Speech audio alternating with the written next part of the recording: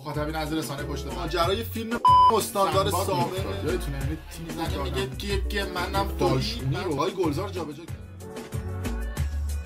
درود به مخاطبین عزیز، بنده امین فردین. خوشحالم که به همراه تیمم بار دیگه با یک برنامه پشت پرده دیگه با شما هستیم. امیدوارم که هر کجا این کره خاکی که هستید و صدا و تصویر من رو می‌بینید و میشنوید حال دلتون خوب باشه، جیبتون پرپول باشه و از همه مهمتر سالم و سرحال باشید. امروز قصد داریم که راجع به جنجالی ترین موضوعی که در طول 24 ساعت گذشته حسابی تو فضای مجازی وایرال شد و همه دارن کنکاش میکنن که راجع به پشت پردهش بدونن که آیا این خبر راست هستش یا دروغ، با هم دیگه صحبت بکنیم راجع به پشت پردهش به شما. اونم ماجرای ازدواج مهران مدیری روی کشتی با یه خانوم هستش که خیلی اولا دنبال هویت این خانومن، یه عده‌ام که اصلا فکر می‌کردن مدیری اصلا متأهل شد و این چیزا.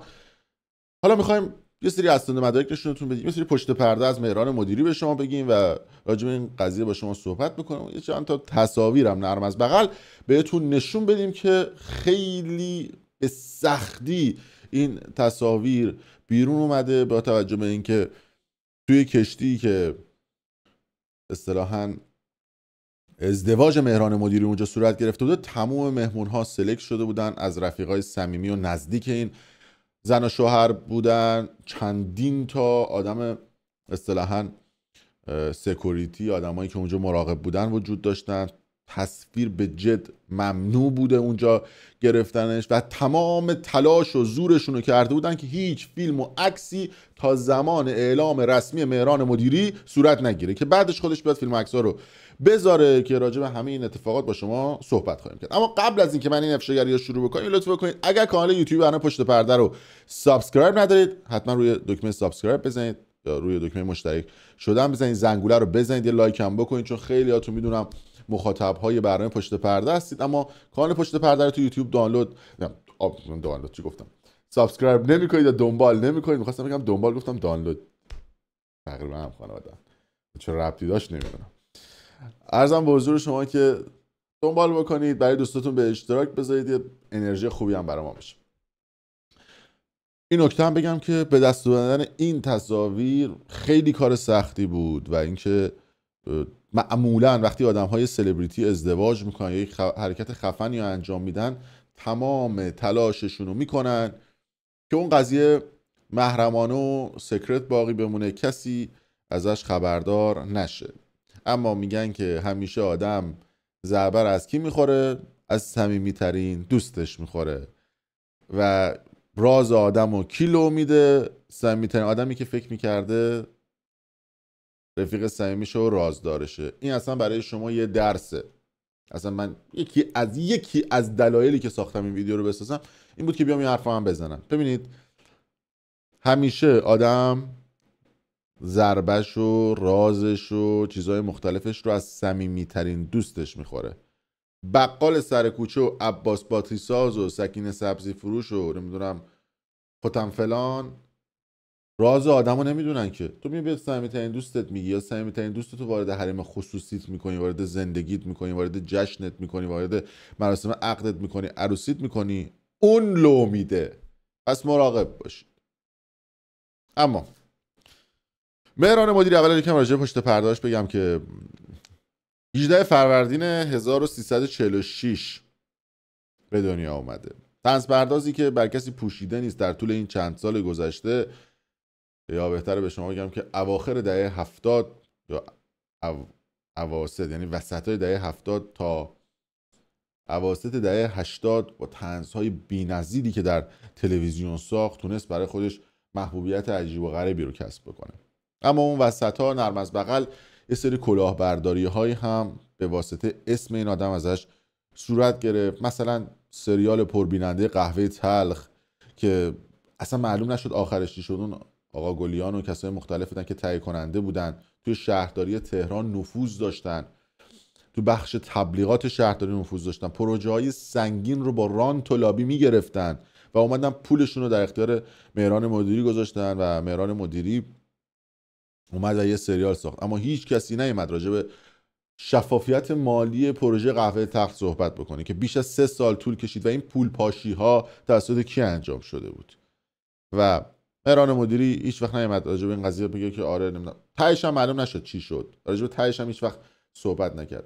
اون اولین بار نبود که این اتفاق افتاد. سر ماجرای سریال پخش خانگی ویلای من هم این اتفاق افتاد که اینا اومدن سریال ویلای من رو ساختن و اومدن گفتن قرعه کشی میکنیم آپارتمان و خونه اونا، که بازم اون سرش گرد شد. اومدن تو برنامه دوره همی نمیدونم ستاره 780 و چیزهای مختلف رو پیدا کردن که یک راه قانونی برای خالی کردن جیب ملت بود، اونم باز سرش گرد شد. اومدن یه موزه دوره همی گذاشتن، گفتن که به بازیگرا بیاد یه دونه وسیله بدید برای موزه دوره همی و چیزهای مختلف، که باز اون وسیله رو از بازیگرا گرفتن به عنوان موزه، اصلا نه موزه‌ای شد نه این وسایل اومد نه هیچ، اونم سرش گرد شده. هیچ کسی متوجه نشد که تهش چه اتفاقی افتاد. اما حالا اینا خواستم یه رزومه از مهران مدیری به شما بدم که بعد برسیم به این قضیه. به هر حال تاریخچه و گذشته این آدم ها برای خیلی ها جالب هستش. اما مهران مدیری در طول دوران هنری خودش، حالا یه بارم ازدواج کرد، 2 تا فرزند داره، یه دونه فرهاد، یه دونه شهرزاد، یکشون اگه اشتباه نکنم 34 سالشه، یکشون 28 سالشه، و گفته شده که توی مراسم عروسی مهران مدیری در دبی شرکت نکردن، مراسمی که روی یه کشتی بوده، بسیار لاکچری بوده. حالا جلوتر به شما یه سری تصاویری که باز هم میگم به سختی لو رفته برای شما پخش خواهم کرد، یه سری نکات توش داره که با هم دیگه خواهیم دید. و یکی از رسانه هایی که برای اولین بار اومد ماجرای ازدواج مجدد مهران مدیری رو رسانه‌ای کرد، کافه سینما بود که مهران مدیری بلافاصله اومد و تکذیب کرد و گفت آقا من ازدواج نکردم، و مدیر کافه سینما رو با نفوذ و لابی که داشت بازداشت کردن. شما ببینید تو مملکت یه کسی یه خلافی بکنه تا بخوای بری شکایت بکنی یا بره دادگاه و بره حکم بگیرن کلا یه ماه طول میکشه. فکر کن مهران مدیری در کمتر از 2 ساعت مدیر کافه سینما رو بازداشت کرد. این نشان از نفوذ و قدرت این آدم تو اون سیستمه. به هر حال کسی که تو سینما و توی تلویزیون بهترین زمانها رو بهش میدن، حتی برای برنامه گلیاپوچ برای هر قسمت مبلغ 5 میلیارد تومان براش دستمزد در نظر گرفتن و 50 قسمت ساخته تا الان. ببینید چه پولای کانونی جابجا میشه. اون زمان که برنامه دوره همی رو میساخت که یورو اینقدر گرون نبود، مبلغ 500 میلیون برای هر قسمت دوره همی میگرفت که تا 2 میلیارد تومان افزایش پیدا کرد. ببینید چه پولای عجیب و غریبی میاد. اما مهران مدیری دوست دختر عجیب و غریبی داشته در طول این سالها. مثلا شاید یکی از عجیب ترین ها و جنجالی ترین هاش رابطش با الیکا عبدالرزاقی بوده که الان در حال حاضر با زندگانی داره زندگی میکنه و بعد از اون همین زندگانی ماجرای مهران مدیری و الیکا عبدالرزاقی رو فهمید، حسابی دعوا و درگیری بینشون پیش اومد. البته اون موقع الیکا و امین با هم دوست دختر دوست پسر بودن که مهران مدیری اومد و با الیکا عبدالرزاقی دوست شد. حالا دوست شد، چیز دیگه نمیگم، حالا بعداً بگم چیز. و بعد از اون امین که متوجه شد دعوا درگیر شد که خود مهران مدیری رفت گفت آقا نه من با این نبودم و فلان و اینا، خودش گفت برید با هم ازدواج کنید. که بعد از اینکه ازدواج کردن باز الیکا نرم از بغل دوست بود با مهران مدیری و حتی توی سریال‌های مختلف هم همه کاره سریال‌ها بود الیکا عبدالرزاقی. بعد از اون علی اوجی اومد وسط کار. چقدر اینا به هم تنیده شده. یعنی من خواستم ماجرای ازدواج مهران مدیری رو بگم، اینا میاد تو ذهنم، میخوام دیتا بهتون بگم و بدونید که علی اوجی شد همه کاره مهران مدیری، شد یه مافیا توی سینمای ایران، یه مافیا مثل شریفینیاها و دیگه اون بازیگر رو انتخاب میکرد. حتی برای برنامه‌های مختلف از جمله دوره همی از یه سری از مهمان‌ها یا از خواننده‌هایی که میآورد از تهیه کننده‌هاشون مبلغ‌های 300 میلیون 500 میلیون یا بعضن 1 میلیارد تومان رو میگرفت که خواننده‌هاشون رو بیاره اونجا یا بخونن یا مصاحبه بخوام باشون بکنن. تو برنامه‌ها و مسابقات تلویزیونی هم همین بود. یعنی مهمون‌ها رو که دعوت میکردن علی اوجی این وظیفه رو داشت و از مهمون‌ها باج و سیبیل و سکه و پول میگرفت که بعد از اون این بازیگرا اومدن و افشاگری کردن راجع به این قضیه. حالا علی معلم اومده جشن حافظ رو گرفته. تو جشن حافظ هم که اصلا دیگه نگم براتون چه کثافت کاریه. یعنی داورا میان شب قبلش یا یه هفته قبلش با بازیگرا میرن تو رابطه، میگن بعد بیا یه وان نایت بدی، یه دست بدی، اگر ندی به جایزه رو نمیدیم. به معنای واقعی کلمه. نمیخوام بگم 100% اما 70% از بازیگرای خانومی که در جشن حافظ جایزه گرفتن دادن. نمیگم 100%، 70%شون. حالا خودتون پیدا کنید پرتغال فروش رو کیا بودن کجا بودن. بگذاریم. مهران مدیری بعدش رفت و گلاره عباسی دوست شد. مدت طولانی رو با سحر زکریا دوست بود که سحر زکریا حتی اومد و لایو گذاشت صحبت کرد، کلی هم به من فوش داد، گفتم آقا دوست دخترش بودی بیا گردن بگیر اینا. و حتی یه مدت با سهر زکریا بود، کلی بهش فیلم و سریال پیشنهاد میداد. بعدش میگن نو که اومد به بازار کنش و دلازار پیچید رفت به بازی. حتی با طلاگرزار هم یه مدت دوست بود که برای تولد طلاگرزار برای چه دونه ست طلا گرفته بود. او این سرچ ما اومد. آها چون داشتم سرچ میکردم. بعد از اون اومد رفت با یه دختری به اسم غزل رجبیان وارد رابطه شد که با غزل هی شل کن صفر کن تو رابطه بود. یعنی هی میرفت تو رابطه هی در میمد که عکساشون توی پاریس توی کشور فرانسه لو رفت. حالا بریم پایین تر، اینجا هم عکساشون رو میبینید که اینجا هم عکس غزل رجبیان رو میبینید کنار مهران مدیری. یه طراح مد و لباسه که الان چند وقتی مهاجرت کرده رفته دبی. هی شل کن صفر کن بود دیگه. یعنی هی مهران مدیری باش دوست میشد هی کات میکرد، هی دوست میشد هی کات میکرد.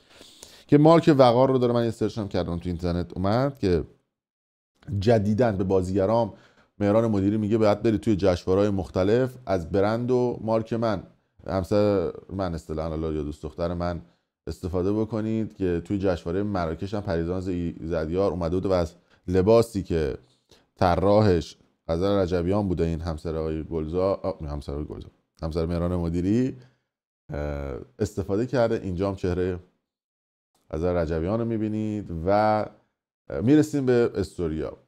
این دست مهران مدیری اینجا و استوری دوستای صمیمی غزل میبینیم. اول یه استوری رو ببینیم که عروسی مهران مدیری توی کشتی بود. به صدا دقت کنید ببینید چی توی اصطلاحاً ویدیو گفته میشه. به صدا با دقت ریز بکنید. اصطلاحاً گوش جان بسپارید به این صدا.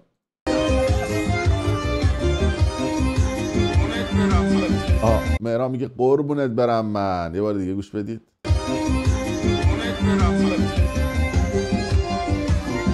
یه بار دیگه.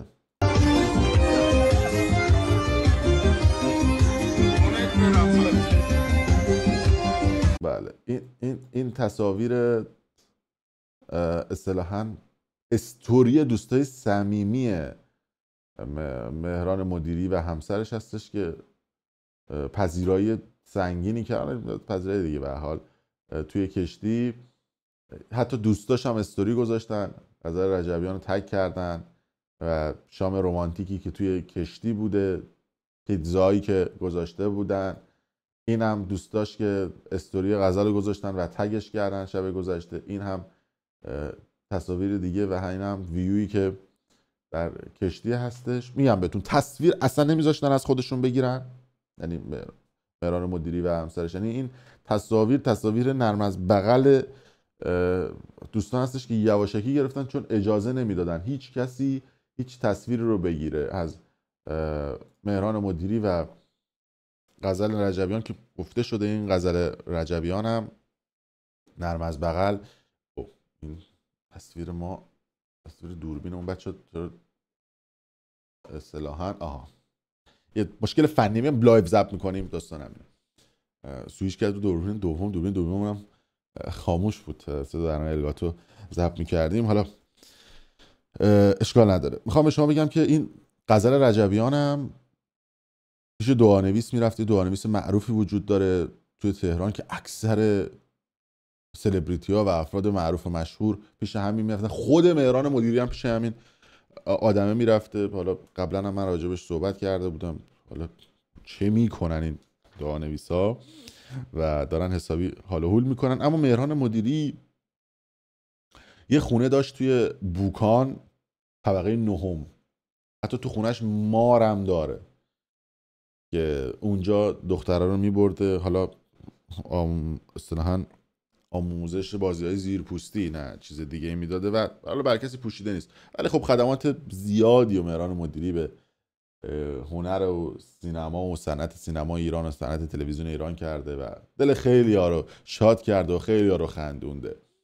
حالا من خیلی سعی نکردم که تند برم تو این ویدیو به واسطه اینکه اون ور قضیه مهران مدیری به حال هم داده به ملت دیگه، حال و احوالشون رو خوب کرده، خندوندتشون.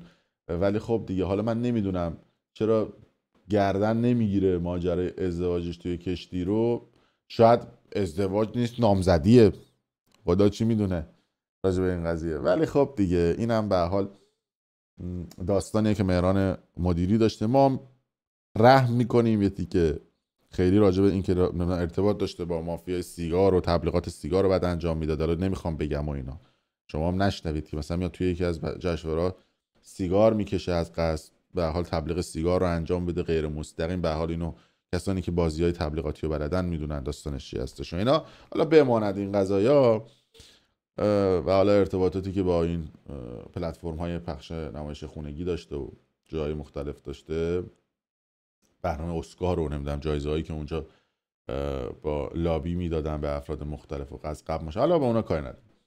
به واسطه اینکه مردم خندونده حال به مردم داده ما کاری نداریم. و ان شاءالله خوشبخت باشه در کنار این خانم رجبیان و ان شاءالله اینو گردن بگیره به معنای واقعی گلمه یا کلمه، سوتی زیاد میدم، و حال دلش خوب باشه، حال دل شما خوب باشه. خبرهای جدیدتر و به روسر من اگه استوری بیشتری دستم بیاد و دیتیلاشون نمیدونم چقدر مهریش بوده و چیزهای مختلف، من سعی میکنم که تو ویدیو بعدی بهتون بگم. به خاطر همین میگم که کانال پشت پرده رو سابسکرایب داشته باشید، زنگوله رو هم بزنید که نوتیفیکیشن بیاد. دارم میپرسم که همینجوری بهتون نگم، اون آدمایی که حالا توی مراسم بودن یا دوستای صمیمیشون بودن مثل دیتا ها دارن به من میدن، تکمیل بشه، دقیق بشه، موثق باشه، من از چند جا راستی آزمایی بکنم، بتونم استلامات بگیرم، ببینم ازدواجشون رسمی ثبت شده اصلا توی ایران و چیزهای مختلف. اگر 100% مسلط شدم به اخبار و دیدم که خبرها درسته، برای شما حتما یه ویدیو میسازم و بهتون میگم. 2-3 ساعت دیگه شاید مشخص بشه، چون دیروز حالا تعطیلم بود، این چند روزم تعطیلات داشتیم، یه مقدار سخت بود اطلاعات آمار گرفتم. مرسی که تا این لحظه با ما بودید و ممنون از شما. حتما ویدیو لایک کنید، اگه خوشتون اومد به اشتراک بذارید. چکریم.